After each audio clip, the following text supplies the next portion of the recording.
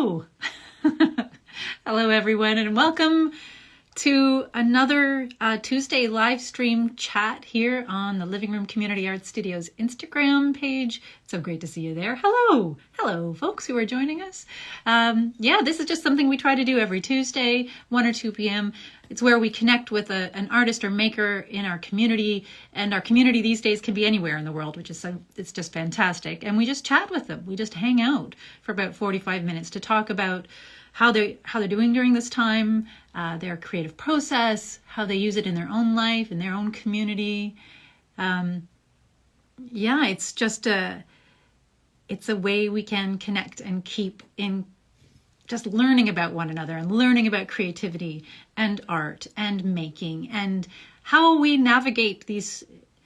I say these strange and interesting times, but really, let's be honest, any times. In a pandemic or out of a pandemic, it doesn't really matter. I think finding these ways to connect and share with one another is the best. Now, today we have a guest I've been wanting to chat with and connect with for a long time now. They're out there in the community, and I'll bump into them from time to time when I'm walking my dog or things like that. They're very engaged, very active. How could you describe them? Well, tenacious, patient, resilient, creative, engaging, poetic. All of these things can describe the person I'll be connecting with today. And I'm so glad that you folks are here to just visit and lean into this chat we're going to have. Today we're talking with Daniel Crosmas, a real mover and shaker in the community, a creative force of nature, someone who I admire and appreciate having in my life. So without further ado, why don't I invite Daniel into the live stream and let's get going with Daniel Crosmas. We're just waiting. I'll do this little little music. Oh, hi. Hi. How are you, Mary? I'm very good. Oh, it's good to see your face. Good. Yes. What a travail it was to figure this out, I must admit, but I'm very happy to be here. I'm so happy to have you here too. Yeah. You're good. Everything's good on your end, folks. We were trying to figure out this Instagram live thing. It was Right. tech. Whew. Yeah. And it does work through tablet. Yeah. Here we are. So for all of you out there who may have tried to get on with a tablet and because your phone was insufficient, I've discovered that yes, through the tablet, we can do this because here I am. So Wagwana Rolado, Agrigan, welcome everyone. And I'm so happy to be here with you. Oh. And Mary, it's wonderful to see you again. Thank you so much. Oh, thank you. Now, I know who you are. Folks who are regulars at the studio might know you. Can you take a moment to introduce yourself to people who might be watching or meeting you for the first time? Certainly. My name, of course, is Daniel Crosmas. Have been a patron artist with the art studio for going on to 6 years, and it was a great step in my life. It changed my life. Mary's been instrumental as a person, and all of the people that have joined the studio have been instrumental in changing my life for the better. So an incredible resource. And what I've been doing through this, since I got with the studio, I became more and more aware through Mary's encouragement as well. And this is key. She would encourage me to look beyond the horizons that I felt were my limitations. And she said, no, you can do more. You can do whatever you wish and believe in yourself. And I did that. And what I started doing was just making appointments with various persons of political title. So MPs, MPPs, city councilors, mayors, everybody. I met with them for a period of 4 years. I would schedule meetings and meet with them and discuss issues related to Indigenous relations, Peace, persons of disability, and anti-poverty. And with that, it slowly evolved that Oshawa created a new committee called the Community Diversity, Equity, and Inclusion Committee. Um, and I went for an interview to be on that committee. There's a very limited number of us.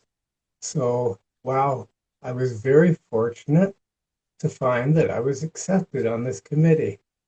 Now, from there, what we do is we help formulate ideas and pass those along as advices to City Council for recommendation in terms of eliminating things like racism, any marginalized group. We're trying to get that more equitous and inclusive. Those are the two main items that we're after, is equity and inclusion. And you know, if you're part of a marginalized group, that there are a lot of limitations out there that make you feel uh, excluded or dealt with inequity. And it's been my heart and passion uh, to serve, to try and help change this. Instead of complain about it or render my opinion to thousands of people, I felt it more proficient to actually become part of the system, so I can help be an instrument of change. Since the committee has started, now we've broken up into 4 subcommittees, and one of the subcommittees is Indigenous Relations, of which now I'm co-chair of Indigenous Relations, representative for the City of Oshawa. So I'm very proud and honored to fill that position. It's a great responsibility. A lot rests on my shoulder. I take it very seriously. Um, I've I'm a man of 2 worlds. I've lived with my people. What we call the Umwehumwe is the people, uh, and learned the language, the traditions, um, uh, all of the things that have been removed of me by traditional education. And so it's an effort of decolonization, what we call it. And this effort is going to be a lifetime uh, ongoing thing. But I've started a journey a long time ago, and it's continuing and developing and blossoming into things I've never, ever, ever dreamed of. I never thought I would be on any city committee or anything like that. And lo and behold, here I am as an firstly as an artist, but then through that, an artist is a person of great passion and creativity and inspiration. And those facets of my artistic persona are what drove me into the political circle, mainly on behalf of my Indigenous brothers and sisters out there that feel marginalized or excluded. And we know from watching news, etc., that Indigenous groups are marginalized. Racism does exist, and we need to eliminate that. And so, as I say, what better place to be than in the place where I can make some contribution towards change?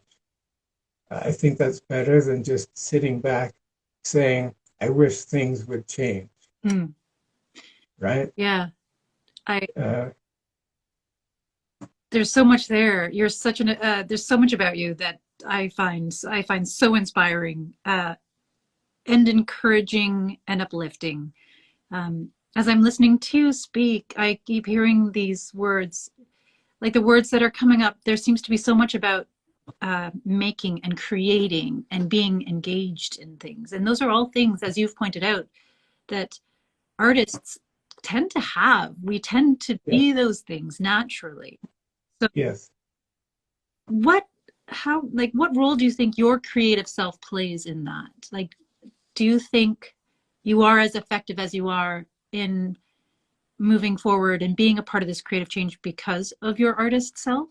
Or Absolutely. I think it's integral mm, that I have those ingredients prior to getting into anything that I'm involved with now insofar as public serving. mm, You need to be a creator, an innovator, a person that can uh, get along and find mm, find uh, quorum, find agreement amongst groups of people with widely differing opinions, widely differing experiences, etc. So again, you need a great deal of creativity to be able to fulfill that post, that request of yourself, let's say. So absolutely, art has been an integral part of myself since I was a child. Um, I remember when I was 10 years old, I lived in Caesarea, and there was a Blackstock fair coming up. They have it every summer. They used to.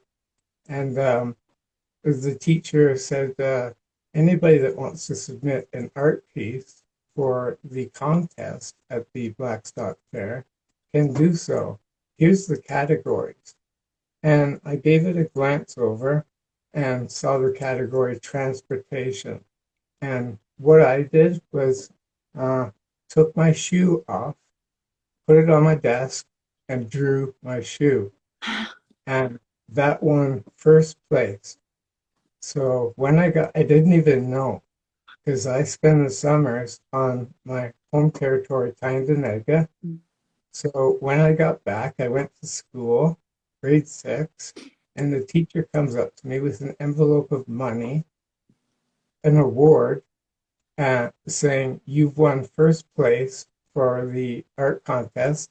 And she goes, "And I'm expecting a great deal of you in the future." Oh, no So wonder. already at 10 years old, it was on my shoulders to be, you know, to produce and to be creative and innovative. And so, as I say, this is the very fabric of my person, and it's an essential Oh, we'll just hang in there. ingredient, as I say, towards what I'm doing now. All right. So, So this has been with you. You've always known that you were a creator. You had it recognized at a very early age.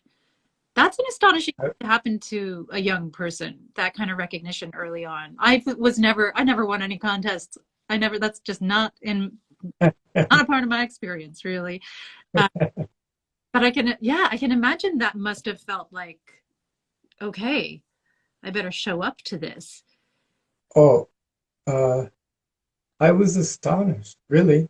I didn't expect, I just drew this picture and you go away for the summer as a child, that drawing is not on your mind. Yeah. You're you're out swimming and you're with your friends and with all my native family, not native, sorry, that's an incorrect term, my First Nations family. Hmm.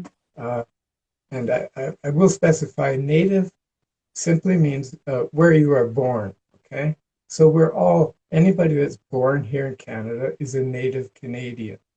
So for the case of Indigenous persons, the term native is insufficient because you can get mixed up with that. When you say First Nations, when you say Indigenous, or when you say Aboriginal, there's no mistaking who you're referring to. So I digress with it's a habit because we all learned that word native.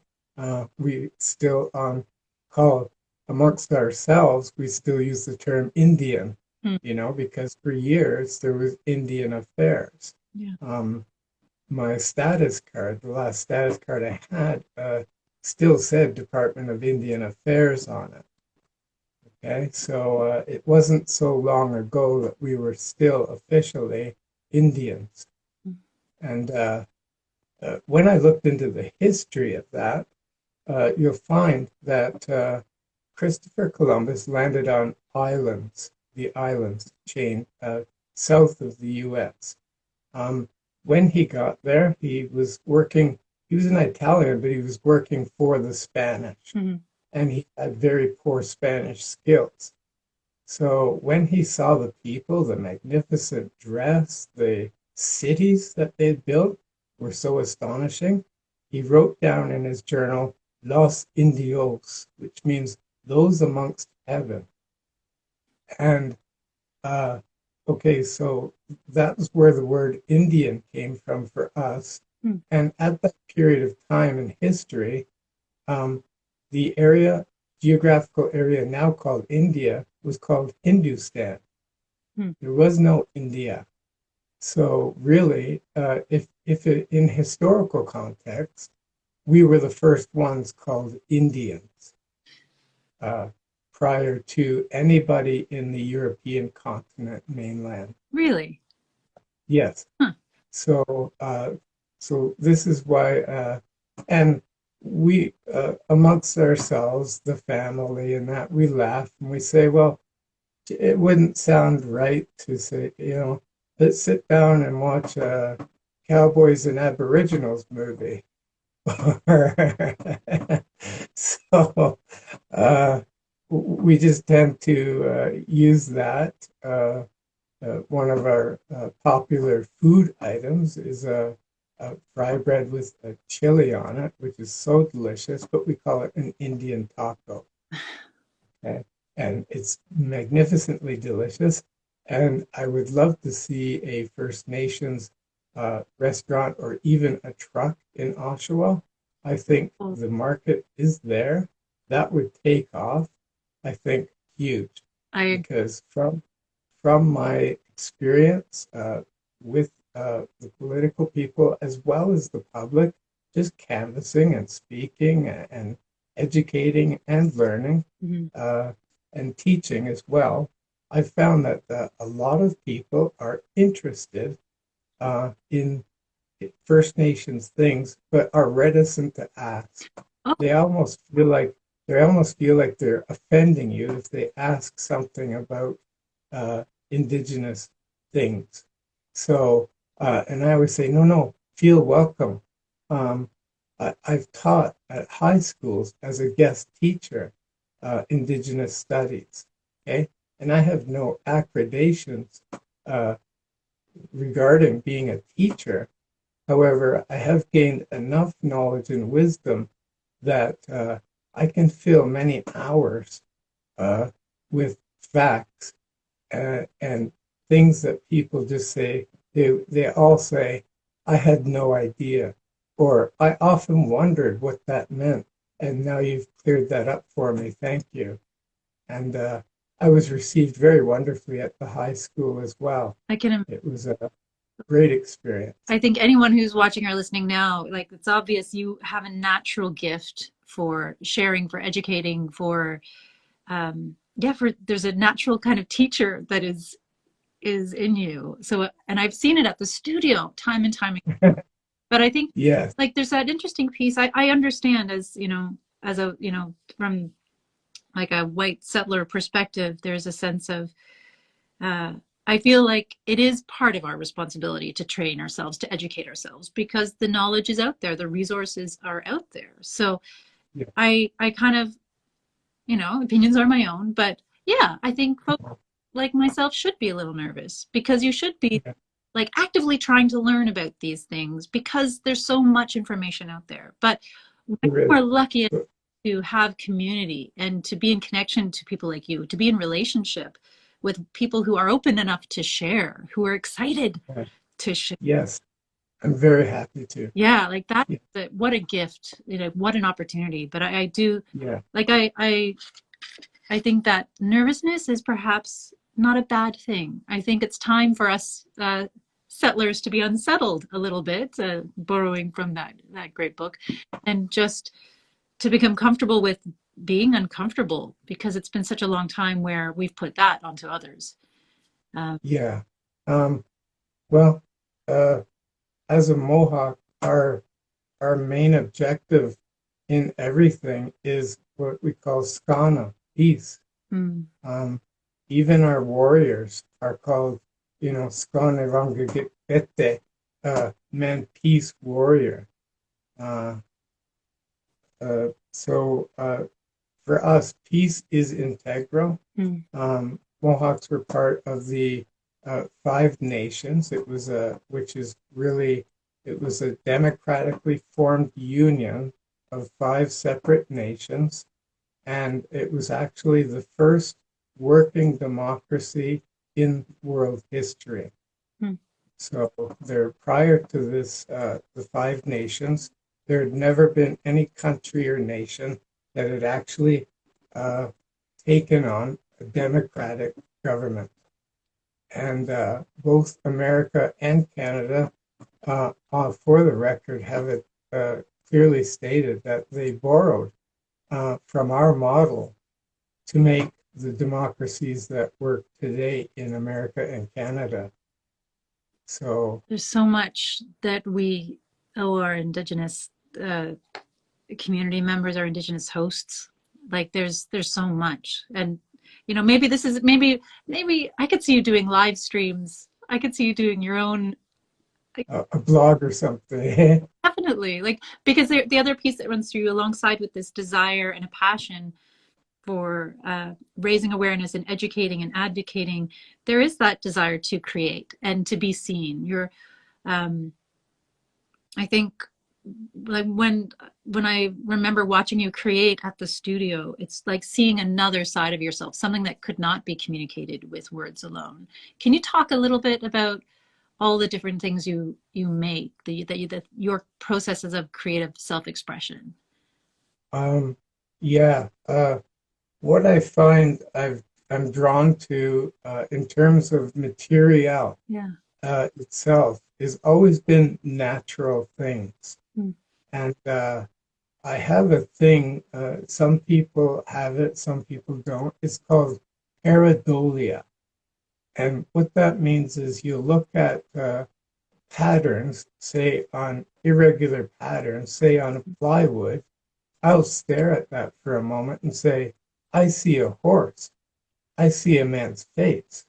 And what I started doing in my 20s was I started just one day I was walking along the shore of Lake Ontario and I picked up a stone and said, I think I'll paint this. And even at that point, I still had no idea that there was a picture in the stone. When I got home and studied it, I saw the picture. And what I did was think the rock is speaking to me, saying what it wants to be or what it is, Mm. the spirit of the rock, so to speak. And all I do is with paint interpret what the stone is speaking. Mm. And to this day, I have hundreds of stones that I've painted um, with using that technique. And that's where I began.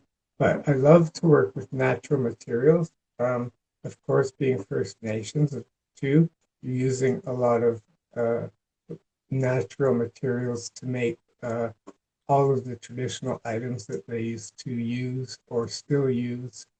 And so that's my proclivity is nature and natural things and allowing nature to speak to me. Um, so I don't direct necessarily what the art will be. Somebody once said to me, can you paint me a stone of an eagle or an owl or a wolf or whatever? And I said, well, if the stone tells me it is that, Mm. then yes, I will. But I can't make the stone speak differently. You know, to me, this it just seems natural. Yeah. Like I said, as a man of two worlds, uh, I have the cultural Mohawk side, so I'm speaking like nature speaks because to us it does. Um, our Mother Earth is a living creature. Even science has proven that. They've drilled deep into ice in Greenland, miles down, and pulled up microorganisms that are alive Mm. in ice, miles down below no sunlight. So this earth is a living organism and it provides for us. And everything we do and have comes because of the protection and the providing that Mother Nature has for us. So, yeah, this is why my art and everything I do begins from a natural perspective and a natural element. Mm. I remember when we asked you if you'd be interested in doing the window at the living room. And I remember it because to think about it, the like painting on a window isn't necessarily a natural thing to do. Um, No, writing backwards. writing backwards as well. Yeah. But I remember the central message to that. There were the two themes, one of them of which was, again, that idea of water is life, which is a global indigenous battle to fight for. Yeah, Our indigenous communities that are leading the way in that. And, right. Yeah, um, and it's such and a thing. What role do you feel as a creator, as an artist yourself? What role do you feel artists will be playing moving things forward in the near future for us? We've seen so many changes, or not necessarily changes, not yet, but ruptures, things stirred up, calls to act. yeah, Like, yeah. where do you see the artists and creators like yourself moving with that?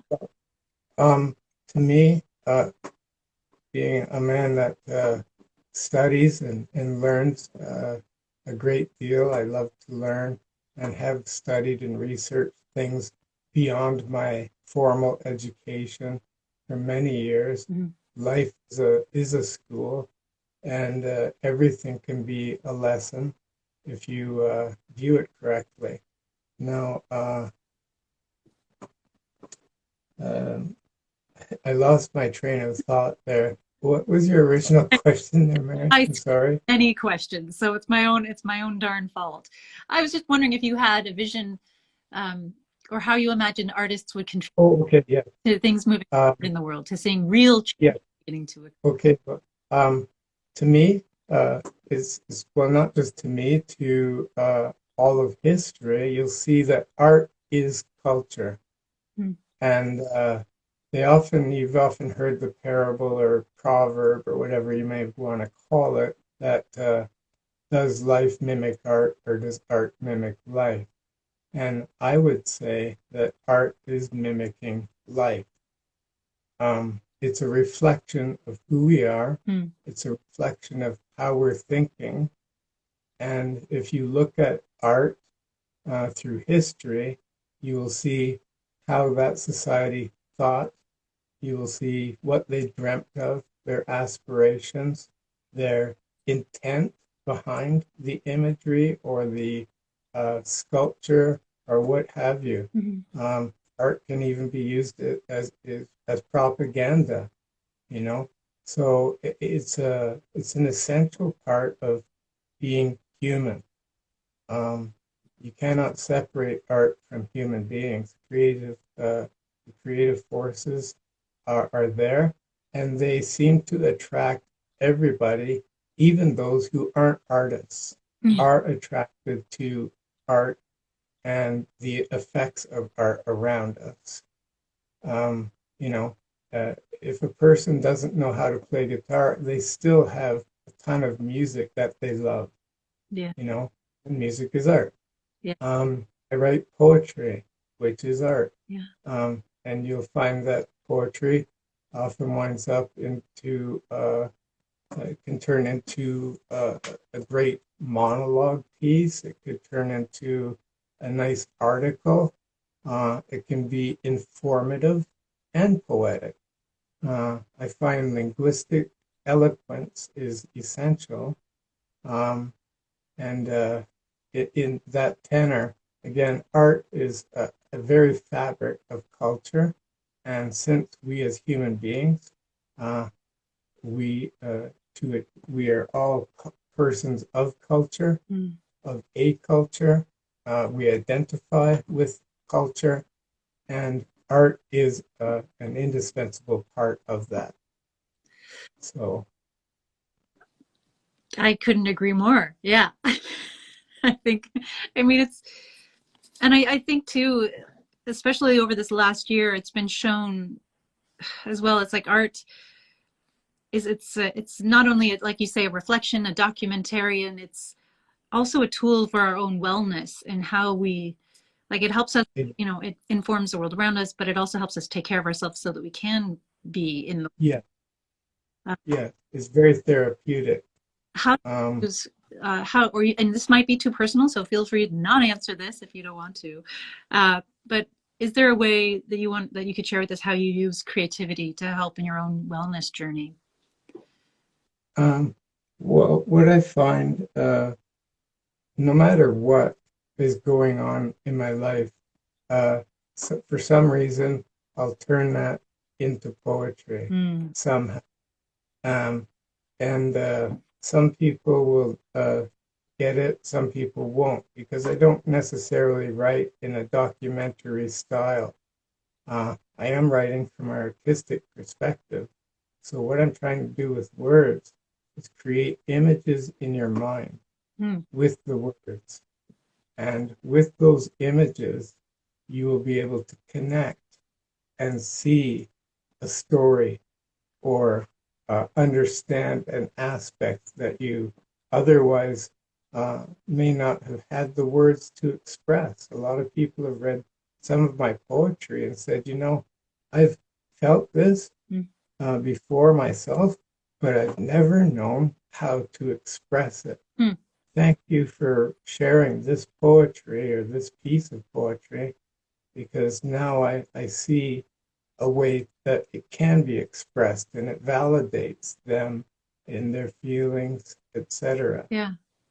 So it's a very powerful tool. Art, again, as the creator or the recognizer of common ground, the common Yes, one of us shares, even though we may not know it at first. yes, it does bring even divergent groups, it can bring them together. Yeah. Uh, it just through the mere interest and through it's just a human thing. Hmm. When we see a painting, we're inclined to examine it. We're not inclined to just pass by and stare at cracks on the sidewalk instead. You know, we are drawn. Well, okay. You may find some art there. There is, everything is a canvas as far as I'm concerned. It's true. Uh, you can use everything in a way that can turn into art or make a statement that is artistic Hmm. and also with a message if you wish. Sometimes art is just fun Yeah. and just you just create and you have fun with it. And that's all sometimes it has to mean Hmm. is just fun, you know. But for me, I find it such a powerful tool of expression. And me being a person to express, who wants to share, who desires people to see perhaps things that they have never seen Hmm. or have not seen from that angle or perspective. Um, I want to share that with them. And in doing so, I learn from them, you know, uh, their responses to it and that. So it's a reciprocal process. Yeah. I share, they reflect back, and I learn. So it's a teach, learn, teach Yeah. process. And so for me, beyond just fun, it's been a very powerful tool, Yeah. and I'm very blessed to have been able to use that uh, throughout my lifetime to express, to pass information, or as I say, just to create images, uh, be it verbally, be it painting, uh, be it carving, soapstone, whatever. Uh, Yeah. you Because you know, also carve.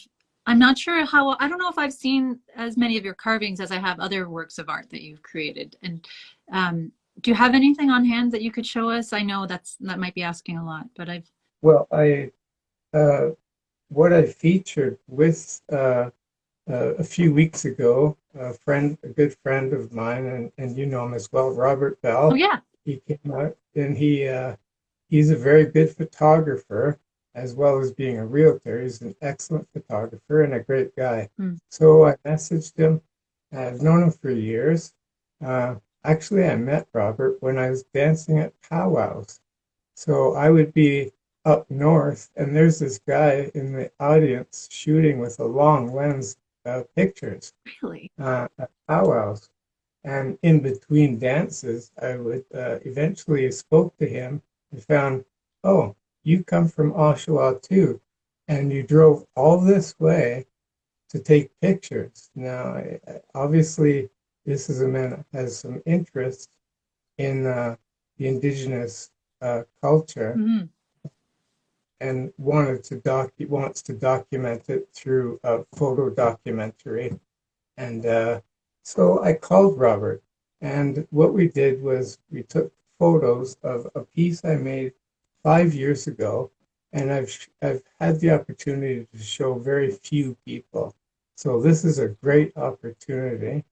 Um, what I started with was I ordered from British Columbia cedar wood of various sizes. Hmm. I ordered from Northern Ontario soapstone, and the delight with soapstone is you don't know what color it's going to be when you get it. Um, it's a it's a surprise. So when you carve and when you finish the product and you apply an oil at the very final step, then you actually see the full color. Hmm. So what I started with was I first made a carrying case, and it's a very rather, as you see, fairly lengthy piece, Wow. long. On it, I put a logo, and this is simply my initials, Hmm. uh, DRC, and this here is for both equality and also a wampum belt that the Mohawks have called two-row, which means it was the first agreement ever made between Europeans and native persons, I mean, indigenous peoples. I keep going back to native. I'm so used to that. I have to get that out of my own system. We're all work. So, All we can do is just keep trying. I'm with you. yes. Um, so, um, what I did was I wanted to make a traditional two-piece peace pipe, um, but with a bit of an artistic flair to it. Hmm. So I started with the box, and this is all cedar. Even the color of it, the dark brown, that was made from crushed black walnut that I soaked in water, and you mix that with a bit of musk oil, and you rub it in, and it becomes kind of like a varnish or a shellac of kinds, but it darkened the cedar. Now inside, you see uh, the head. This is where the soapstone piece would go, where the fur is there, and it's separated because the head piece is female, and the stem piece below here is male. Huh. So we separate those two. And this is for just for my own edition. This loop here is where I hold my eagle feather, and I have an owl feather in there as well. So there's my one of my eagle feathers, and the owl feather because this was the theme that I made the pipe to reflect. Hmm. So also in that little pocket there, here we have a beautiful uh, and Wow. it's hard to see. The edges are very, very uh, fine on the, where is it here? There. You see the edges almost look frayed? Yeah. Now that's what gives the owl a soundless flight. An owl will never sit higher than 20 feet in a tree or anywhere. They're very seldom higher than 20 feet. And what they do is simply perch and wait for unsuspecting rodent to come along. Yeah. Their eyesight is amazing, even at night, and they'll swoop down and without a sound uh, snatch up the mouse. So I've always been fascinated with owls for that, you know, and eagles are a sacred bird to all indigenous nations. So now inside I have with the red velvet, and you can see more so inside where I have, you see where the stem sits. I've created little dockets for it, so it sits in there perfectly.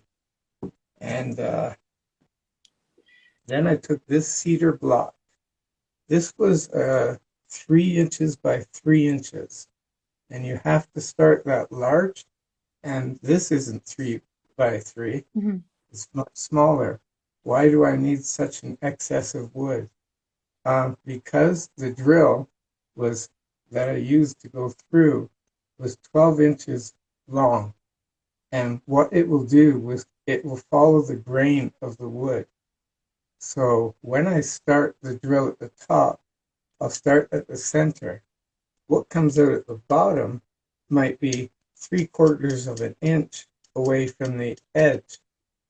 And you have to then put that on a dowel uh, and trim it down, following the grain exactly. I see. So you have to, so you have to trim off the wood perfectly, so you get this nice the grain that you see there in it. Beautiful.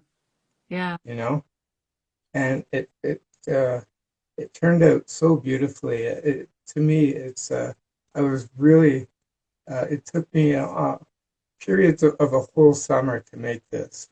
I would spend a few hours, then go do something else, and then.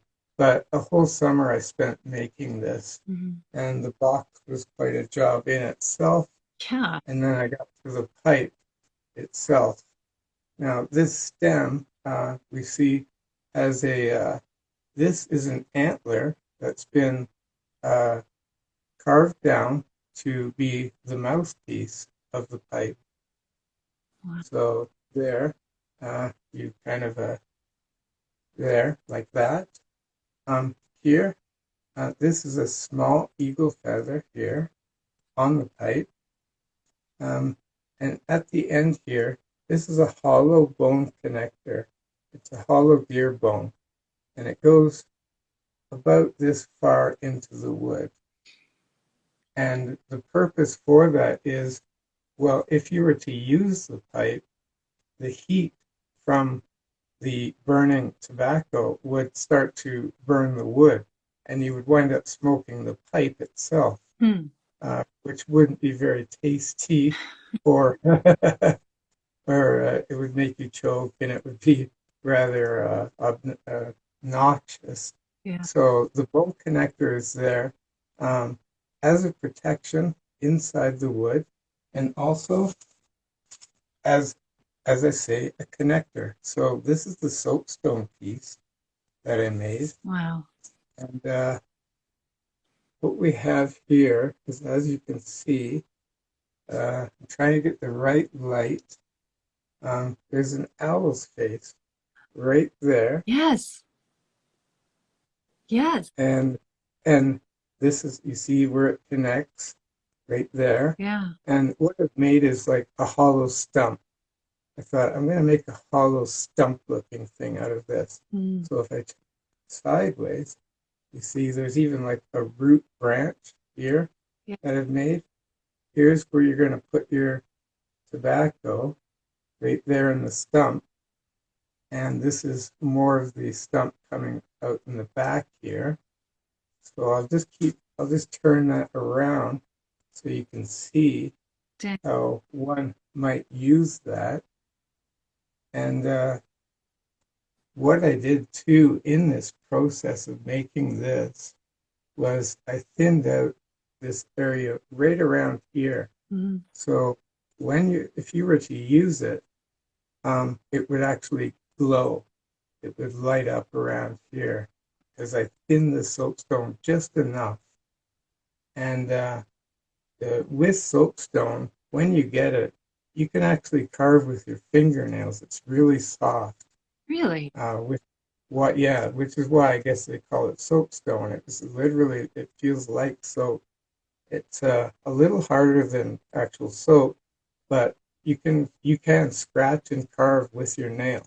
Wow. So when you're done, you have to temper the soapstone, which is a process of baking it. So you set your oven at 300 degrees. I did anyways, and it worked. I set it at 300 degrees, and I left it there for an hour. And then after that, what you do is shut the oven off, but leave the piece in the oven. Let it cool with the oven before you touch it. Um, Once you're done that, then you apply an oil to bring out the colors more and the textures. And you can see where I've made uh, so many marks to make it look like the stump, you know? Yeah. And this is the part that's not traditional. This is the artist piece. So the stem is quite traditional, whereas this piece is more artistic. And there's actually a ceremony that we do to initiate the pipe so that it can be used as an official peace pipe. Mm. I've not done that with this. So for now, it's just, and it has been, it's just an art piece, Mhm. and it was a challenge. Uh, Prior to this, I'd only worked with soapstone about 3 times. So, and I've never done a project of making a box with lined with red velvet.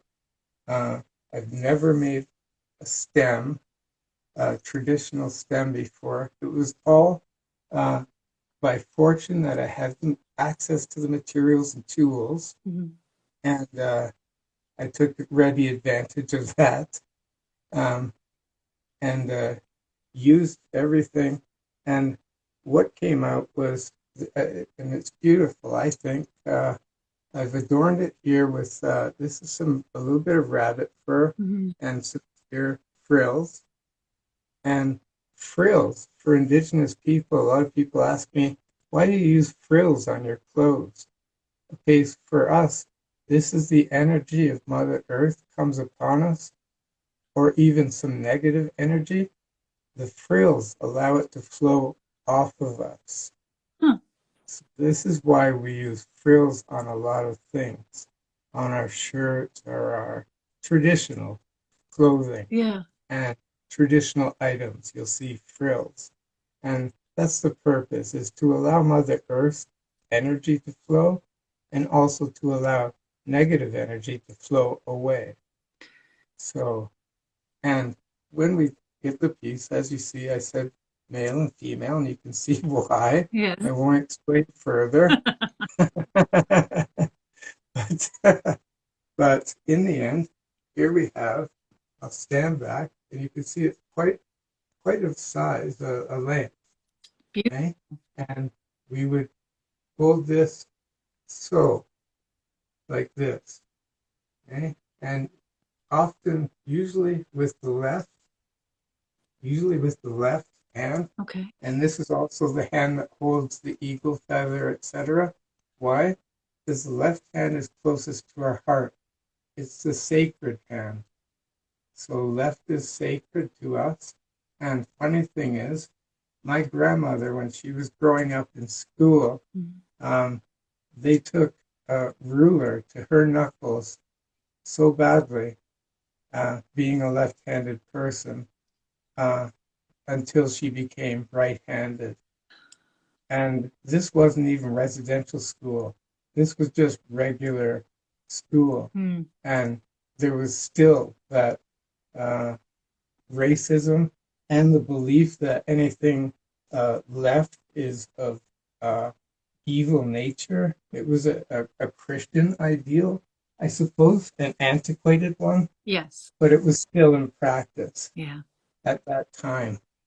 So my grandmother was left-handed, and it was beaten out of her, basically. And when I grew up, I was left-handed, Mm. and luckily in an age when they no longer took rulers to your knuckles for being left-handed.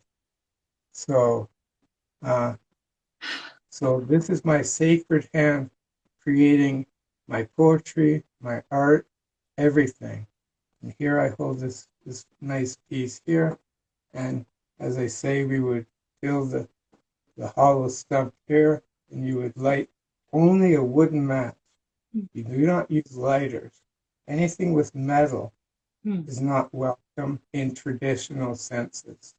So anything that regards indigenous tradition, we're always using natural. So the most natural is the wooden match, and that's what we'll use to strike a light. Or you can even take the coal from the fire and just put it in there. Mm. And then you would draw, and you don't have to inhale. You blow it out. But this carries your prayer and the essence of your spirit and energy up, up into the heavens. And what we believe is that the eagle, the highest flyer, Mm. and eagles can actually fly above thunderstorms until they're over. And they'll wait for the storm to pass and then come back down. So extremely high flyers. So we believe that they carried the smoke from our prayers with our words, with our spirit. The eagle would take that on their wings and take that up to the sky person, the creator, or what we call the great mystery. Mm. Sangwea Dison, Mm. Sangwea Dison in Mohawk is the creator or the great mystery.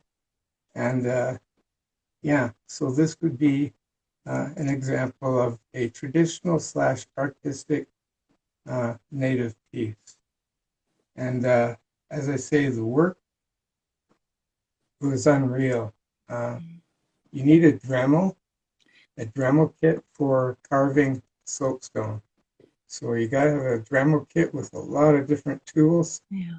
because you can see, like I said, the details Daniel, on this. the work in that is extraordinary. And I love, again, it makes total sense knowing you that, you know, you listened to the soapstone to learn what it needed to be. And it was part, it became owl, it became tree, it became roots connected symbolically to the earth.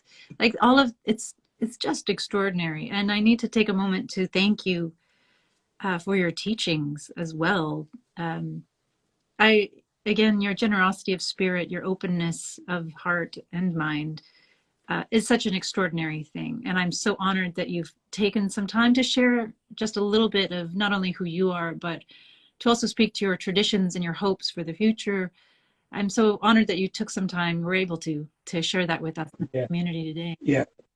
And for me, it's equally an honor, and it's also a passion and a joy to share. Uh, I believe I'm meant to do to teach, Mm. to learn and to teach. And as I said, it's a life process, especially regarding Indigenous people. Mm. I'm an urban Indigenous man. So the process of what we call decolonization or recovering our culture, which was not in our schools, was not in our history books. Um, it's not readily available, even if you start looking, say, on the internet or in libraries. There's a lot of information regarding Indigenous peoples that you will never find in a library or on the internet. Mhm. You have to be amongst the people. You have to have relationships, interrelationships, long term with the communities and listen and learn. And I can tell you when I'm with the community, I do a lot less teaching Mm. and a lot more learning I feel that because perhaps each one of us could benefit from and maybe even practice a little more of myself anyways. Now, yeah. we Instagram only lets us chat for an hour. Um, I I I do envision, I do see you, who knows, perhaps you will have your own blog or vlog or live stream in the future. But uh, for now, again, thank you so, so much. Are there any last kind of things you want to share with the community or say? Any little bits of, I don't know, advice is too strong a word, but if there was something you wanted everyone who's listening or watching today or in the future to know, just to help them through the next little while, what do you think it would be? Um, well, for me, what's been a pronounced um, idiom, or again, proverb, or whatever you want to call it, Yeah. for me lately has been a quote by Albert Einstein. And it's a powerful quote, and it means so much, especially in people that a lot of people do not understand artists, Mm. do not understand persons of intense creativity like myself. Mm. I'm often misinterpreted. He's weird. Mm. Uh, he's you know, he's maybe a nut bar, or you get that There's a lot of sometimes, creative marginalization. Yeah. Yeah. Uh, and this is this is an uninformed opinion of somebody. That is an opinion. That doesn't make it fact because they think it's so. Okay. So for me, the quote so important is so long as you judge a fish by how it climbs a tree, the fish will always appear stupid. Okay. And again, as an artist and as Daniel Crosmas, if you're judging me based on a book or based on rules, based on it should add up to this, then you're going to see me as looking stupid or insufficient, or there's something incorrect. We don't understand. So therefore, we're going to relegate him to a position that's lesser than themselves, which is wrong, wrong, wrong. Yeah. I can't stress that enough. It is just so wrong. It's wrong for people to intrude, to judge that fish by how it climbs a tree, because fish do not climb trees. Now, judge a fish on how it swims. Okay? Um, judge a monkey on how it climbs a tree. Mm. Let's assign things and read things properly, and it will make a lot more sense. If you just go about slapping opinions on things without examination, you're not going to have a very clear view of who that person is or what they're saying to you, or even what that stone is saying to you, what that tree says to you, what that painting on that building across the street means to you. You know, Yeah. everything. We all apply a method of trying to define things.